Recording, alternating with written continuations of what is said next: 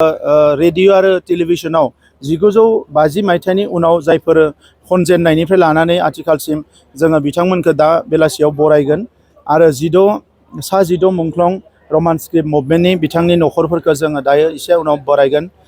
National park जानायनि उनाव सिखना जोहोलाव दंफां दाननायनिफ्राय जायफोर गोजानाव थाबाय बिथांमोनखौ 5 जौखौ जोङो दायो बरायगोन, बिथांमोननो अनसुंथाइ होगोन आरो बेबायदिनो जोंहा गोबां गुबुन गुबुन समाव मुंख्लं जालांनाय माखासे मुंख्लंफोरनो मान बावगोन जोङो।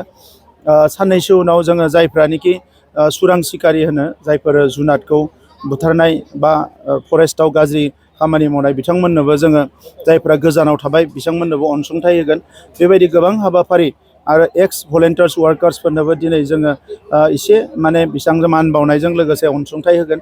बेबायदि हाबाफोरखौ दिनै बेलासियाव लादों जाहाथे हारिनि गेजेराव रावबो दुखु मोननानै थाया, रावबो जेंनायाव गोग्लैनानै थाया आरो हारिया इयुनाव मोजाङै दावगालांनो हायो, बेखौ नोजोर बोनानै बे हाबाफारिफोरखौ लानाय जादों।